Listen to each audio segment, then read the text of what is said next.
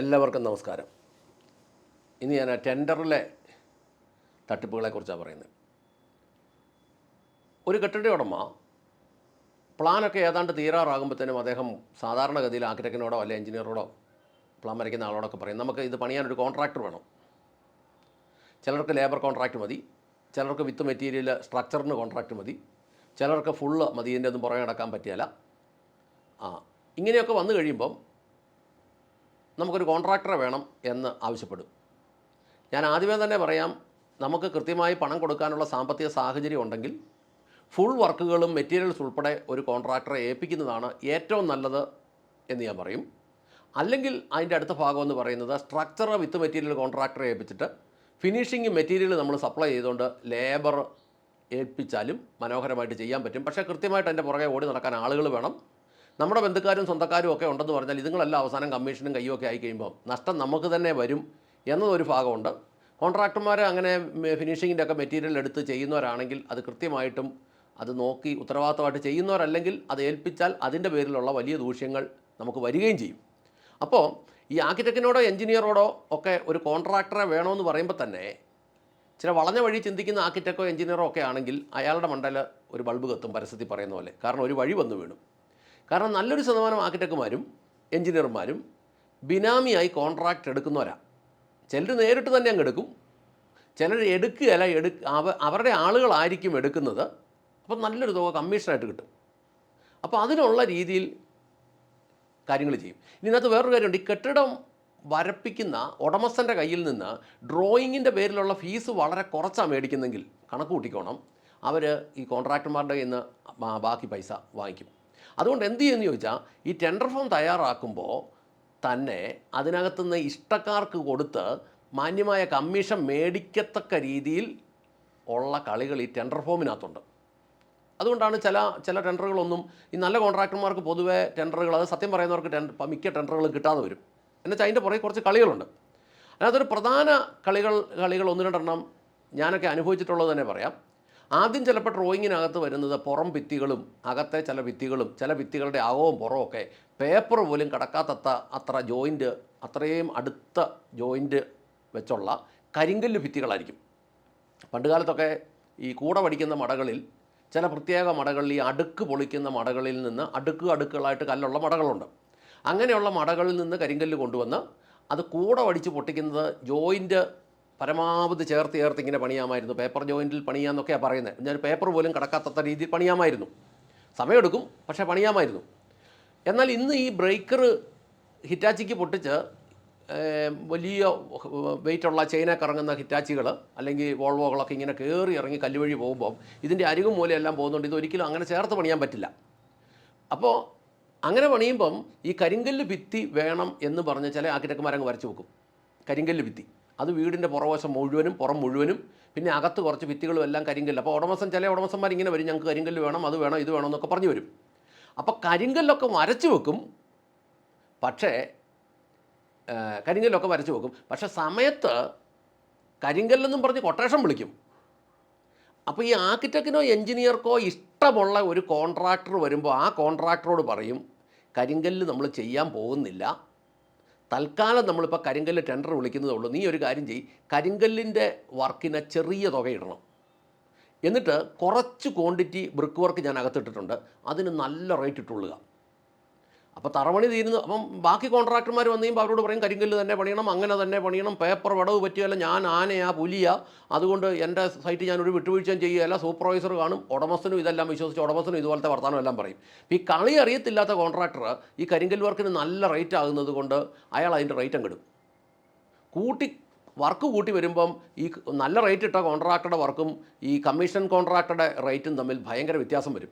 അപ്പോൾ എഞ്ചിനീയർ പറഞ്ഞുകൊണ്ട് ഇത്രയും വ്യത്യാസമാണ്, മറ്റവന് പണി കൊടുത്തേക്കാൻ പറയും. ഫൗണ്ടേഷൻ തീർന്നു, മണ്ണുപണി കഴിഞ്ഞു, ഫൗണ്ടേഷൻ കെട്ട് കഴിഞ്ഞു, ബേസ്മെൻറ്റ് കഴിഞ്ഞു, പ്ലിന്ത് ബീമൊക്കെ വാർത്ത് കഴിഞ്ഞ ശേഷമാണ് ഈ കരിങ്കൽ ഭിത്തി പ്രായോഗികമായിട്ട് കെട്ടാനുള്ള ബുദ്ധിമുട്ടുകൾ. ആദ്യം ചിന്തിക്കുന്നത് ഒരു കുറച്ച് ഭാഗം കെട്ടും, അത് ഉടമസ്ഥന് ഇഷ്ടപ്പെടുകയില്ല, എഞ്ചിനീയർക്ക് ഇഷ്ടപ്പെടുകയില്ല, കോൺട്രാക്ടർക്ക് ഇഷ്ടപ്പെടുകയില്ല.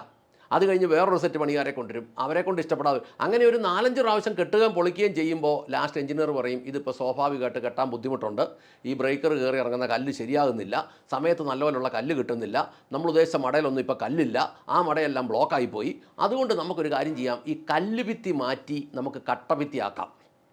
എൻ്റെ ജീവിതത്തിൽ അങ്ങനെ സംഭവിച്ചിട്ടുണ്ട്. ഒരു വലിയ വർക്ക് കല്ലുഭിത്തിയാണെന്നും പറഞ്ഞ് ടെൻഡർ വിളിച്ചു, ഞാൻ കൊടുത്ത റേറ്റ് കൂടിപ്പോയി. കാരണം കല്ലുഭിത്തിക്ക് അവർ നോക്കിയപ്പോൾ കൂടിപ്പോയി, ഞാനത് കല്ലുഭിത്തിയാണെന്നുള്ള രീതിയിൽ തന്നെ ചെയ്തു. വേറൊരു കോൺട്രാക്ടറോട് പറഞ്ഞു കല്ലുഭിത്തി അല്ല, അത് ഞാൻ പിന്നീട് മാറ്റിത്തരാം, നിങ്ങളിപ്പോൾ കട്ടയുടെ റേറ്റ്, കട്ടയ്ക്ക് അവൻ അന്യായ റേറ്റും കൊടുത്തു, ഞാൻ അയാളെക്കാളും കുറഞ്ഞ തുക കട്ടയ്ക്ക് കൊടുത്തു. പക്ഷേ റേറ്റ് കൂട്ടി വന്നപ്പോൾ ചെയ്യേണ്ടാത്ത പണിക്ക് തുക കയറിപ്പോയി. ഇനി അന്നത്തെ കാലത്ത് കല്ലുഭിത്തി ആയിരുന്നെങ്കിൽ, ഇപ്പോൾ അതൊക്കെ തന്നെ ഉണ്ട്, ഇടയ്ക്കിടയ്ക്കൊക്കെ കരിങ്കല്ല് ഭിത്തിയുള്ള വീടുകളൊക്കെ പറയുന്നുണ്ട്. ഇന്ന് പ്രധാനമായിട്ടുള്ളത് ഈ കോൺക്രീറ്റ് ഭിത്തികളാണ്. തേക്കണ്ടാത്ത എന്ന് പറഞ്ഞാൽ പ്ലാസ്റ്ററിങ് ചെയ്യണ്ടാത്ത നല്ല ഫിനിഷായിട്ട് നിൽക്കുന്ന കോൺക്രീറ്റ് ഭിത്തികൾ ചെയ്യാൻ ഇപ്പോൾ പറയും. ഇപ്പോഴത്തെ പുതിയ കണ്ടംപററി സ്റ്റൈലിലെല്ലാം അങ്ങനത്തെ ഭിത്തികളുണ്ട്.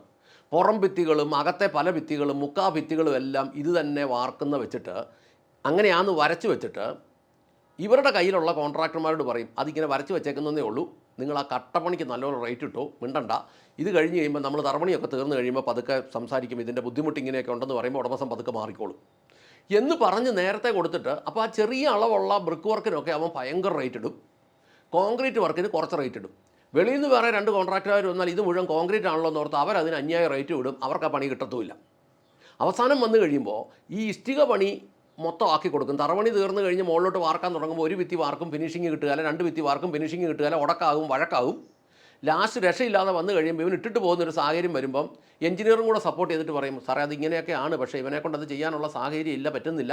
പക്ഷേ ഇതൊക്കെ നേരത്തെ ടെൻഡറിന് മുമ്പ് തന്നെ റെഡിയാക്കി വെച്ചിരുന്ന കാര്യങ്ങളാണ്. ഇത് വല്ല ഉടമസ്ഥനറിയോ? സത്യം പറഞ്ഞാൽ ഉടമസ്ഥന്മാർ പൊട്ടന്മാരാണെന്നുള്ളതാണ് സത്യം. ഉടമസ്ഥന്മാരോട് ആദ്യമേ എന്നുള്ള കാര്യം പറയുന്നതിന് ഇവന്മാർ തല്ലി ഓടിക്കുകയും ചെയ്യും, ഉടമസ്ഥന്മാർ തല്ലി ഓടിക്കുകയും ചെയ്യും. അന്നേരം ഇത് ഇങ്ങനെ വന്നിട്ട് ഈ കോൺക്രീറ്റ് ഭിത്തിയൊക്കെ അങ്ങ് മാറ്റിക്കൊടുത്ത് അവിടെ കട്ട കെട്ടുമ്പോൾ ഭയങ്കരമായ തുക വരും. ചിലത് പറയും ഫ്രണ്ടിൽ കരിങ്കല്ലും അകത്ത് കട്ടയും വെക്കണം, ചിലർ പറയും ഫ്രണ്ടിലും അകത്തും കരിങ്കല്ല് വെക്കണം, അപ്പം വയറിങ്ങിൻ്റെയും പ്ലംബിങ്ങിൻ്റെയും ഒക്കെ ലൈനെല്ലാം അകത്തൂടെ ഇട്ട് പോകണം. ഇതൊക്കെ യഥാർത്ഥത്തിൽ നടക്കണമെങ്കിൽ ഭയങ്കര റേറ്റ് ആകും. ഈ ഭയങ്കര റേറ്റിൻ്റെ പേര് കൊട്ടേഷൻ മേടിച്ചിട്ട് ഇഷ്ടക്കാരും കമ്മീഷൻ കൊടുക്കുന്നവരും ഒക്കെ അങ്ങനെയുള്ളവർക്ക് വേണ്ടിയിട്ട് ഈ ടെൻഡർ ഇങ്ങനെ മാറ്റിക്കൊടുക്കുമ്പോൾ സ്വാഭാവികമായിട്ട് യഥാർത്ഥത്തിൽ പണിയുന്ന നല്ല കരാറുകാരുടെ കയ്യിൽ നിന്ന് ഈ വർക്ക് പോവുകയും ചെയ്യും, ഈ കള്ളന്മാരുടെ ഇത് ചെയ്യുകയും ചെയ്യും. പിന്നെ അടുത്തത്, ഈ കമ്മീഷൻ കൊടുക്കുന്നവരോടൊക്കെ നേരത്തെ പറയും ഈ കരിങ്കല്ല് ഭിത്തിയൊക്കെ വരുന്നതുകൊണ്ട് തേപ്പ് ഒന്നും വളരെ ഇഷ്ടക്കാരല്ലാത്തവരോട് പറയും വളരെ കുറച്ച് ഏരിയയായ തേപ്പുള്ളതെന്ന് പറയും. അത് തന്നെ അകവും പുറവും ഒക്കെ കരിങ്കല്ല് ഭിത്തിയും കോൺക്രീറ്റ് ഭിത്തിയൊക്കെയാണ്. ഇതെല്ലാം വാർത്ത് കഴിഞ്ഞ് നല്ലപോലെ മൂടി കെട്ടിയൊക്കെ വേണം പ്ലാസ്റ്ററൊക്കെ ചെയ്യാൻ, അല്ലെങ്കിൽ മോളിൽ നിന്ന് സിമെൻ്റ് എല്ലാം വീഴും. പക്ഷേ ഇഷ്ടക്കാരനോട് പറയും, അവനോട് അങ്ങനെ പറയുമ്പോൾ അവൻ എന്നാ കാണിക്കുമെന്നറിയോ, ഈ സത്യസന്ധമായിട്ട് വരുന്നവരോട് ഇങ്ങനെ പറയുമ്പോൾ അവരതിന് ഈ മൂടി കെട്ടുന്ന പൈസയും ഒക്കെ കൂട്ടിയ റേറ്റ് പറയുള്ളൂ. പക്ഷേ മറ്റവനോട് പറയും, ഇഷ്ടക്കാരനോട് പറയും ഇതൊന്നും സംഭവിക്കാൻ പോകുന്നില്ല, അതുകൊണ്ട് തേപ്പൊക്കെ നീ വലിയ റേറ്റ് ഉണ്ട്, ഇച്ചിരി റേറ്റ് കുറച്ചിട്ടാൽ മതി, ഏരിയ മുഴുവൻ തേപ്പുണ്ടെന്ന് പറയും പ്ലാസ്റ്ററിങ്. അങ്ങനെ വന്നു കഴിയുമ്പോഴത്തേന് അവൻ അതിന് കുറച്ച് റേറ്റ് ഇടും. സ്വാഭാവികമായിട്ട് ഈ ടെൻഡറിലെ കളി കൊണ്ട് ഈ സത്യസന്ധമായ പണിയെടുക്കുന്നവർക്ക് ഇത് കിട്ടാതെ ഇത് ഈ ഇങ്ങേരുടെ കസ്റ്റഡിയിലുള്ള ആൾക്ക് കിട്ടും. എന്ന് പറഞ്ഞു കഴിഞ്ഞാൽ ഈ ടെൻഡറിനകത്തൂടെ ഉടമസ്ഥൻ്റെ ഫീസ് മേടിച്ച് ഉടമസ്ഥന് വരച്ചു കൊടുക്കുന്ന കെട്ടിടത്തിനകത്ത് നിന്ന് ഉടമസ്ഥൻ്റെ സമ്മതത്തോടു കൂടി, എന്ന് പറഞ്ഞാൽ ഉടമസ്ഥൻ അറിയാതെ അദൃശ്യമായ ഒരു സമ്മതത്തോടു കൂടി ഈ കരാർ നടപ്പാക്കും. അതിനുള്ള കളികൾ ടെൻഡറിനകത്ത് ചെയ്യും. അതായത് ഇഷ്ടക്കാരനോട് പറയും ഇപ്പം പ്ലാനിൽ ഇങ്ങനെ ഉണ്ടെങ്കിലും നാളെ ഇത് പ്രായോഗികമായിട്ട് പറ്റാത്തതുകൊണ്ട് ഇത് മാറ്റും. നിങ്ങളൊന്ന് ചിന്തിച്ചോ, നിങ്ങൾ കെട്ടിടം പണിതാണെങ്കിൽ എന്തുമാത്രം കാര്യങ്ങൾ ആദ്യം പ്ലാനെ പറഞ്ഞ പോലെ അല്ല ഇപ്പം ചെയ്തു വെച്ചേക്കുന്നത്. അപ്പോൾ പുതുതായിട്ടൊരു കോൺട്രാക്ടർ വരുമ്പോൾ അയാളോട് ഭയങ്കരമായിട്ട് ഭീഷണിപ്പെടുത്തും, എഞ്ചിനീയർ ആനയാണ് ഊനയാണ്, കാടുകിട വ്യത്യാസം ചെയ്യല, വിറപ്പിക്കും, അങ്ങനെയാണ് ഇങ്ങനെയാണെന്നൊക്കെ പറയും. അങ്ങനെ പറഞ്ഞപ്പോൾ അവർ ഒറിജിനൽ റേറ്റ് എഴുതി കൊടുക്കും, അവർക്ക് ആ പണി കിട്ടാതെയും പോകും.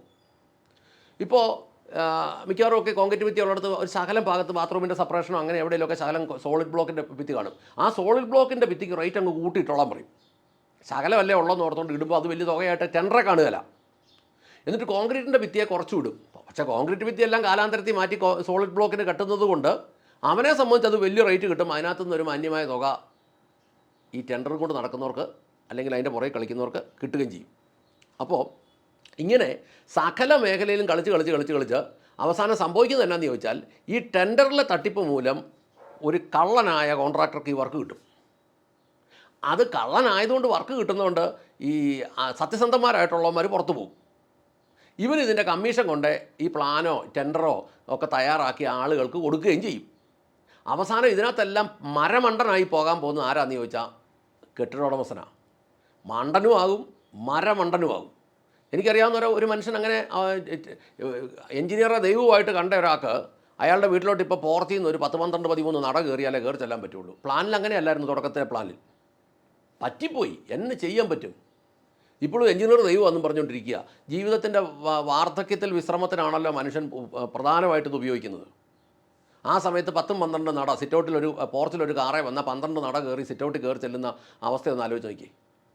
ഇതും പറ്റും, ഇതല്ലാതെ ഇതിൻ്റെ പുറകിലുള്ള സകല പണിയും പറ്റും. അതുകൊണ്ട് ഇതെല്ലാം ഇനി വേറൊന്നുകൂടെ പറഞ്ഞു കഴിഞ്ഞാൽ, ഈ ക്വാണ്ടിറ്റി കൂടുതൽ വരുന്നത് ഒരു വീട് പണിയെ സംബന്ധിച്ച് നമ്മുടെ ഇവിടുത്തെയൊക്കെ ഒരു രീതി അനുസരിച്ചാണെങ്കിൽ ഫൗണ്ടേഷന് വരുന്ന റബിൾ മേസൺറി അല്ലെ അതിൻ്റെ കോൺക്രീറ്റ്, പിന്നെ വരുന്നത് ബ്രിക്ക് വർക്ക്, പിന്നെ വരുന്നത് RCC.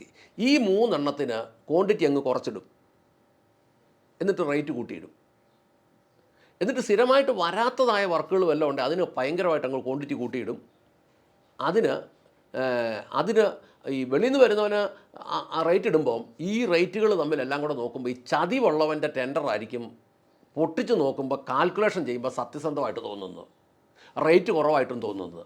ടെൻഡറെ മാത്രം അങ്ങനെ തോന്നുള്ളൂ. പക്ഷേ പ്രായോഗികമായിട്ട് അളന്നു കൂട്ടി വരുമ്പോൾ ഈ ചതിവിൽ എടുത്തിരിക്കുന്ന ടെൻഡർ അവരോട് ആ ടെൻഡർ വിളിച്ചവരുമായിട്ട് ചേർന്ന് നിൽക്കുന്ന എന്ന് പറഞ്ഞാൽ ആ എഞ്ചിനീയർമാരുമായിട്ട് ചേർന്ന് നിൽക്കുന്ന കോൺട്രാക്ടർമാർക്ക് അത് വലിയ ലാഭകരമായി തീരും. ഉടമസ്ഥൻ ഇത് മനസ്സിലാകുമ്പോഴത്തേനും ഉടമസ്ഥൻ്റെ വാലല്ലാത്തതെല്ലാം അളയലായി പോവുകയും ചെയ്യും, ഒന്നും മിണ്ടാൻ മേലാത്ത അവസ്ഥ വരികയും ചെയ്യും.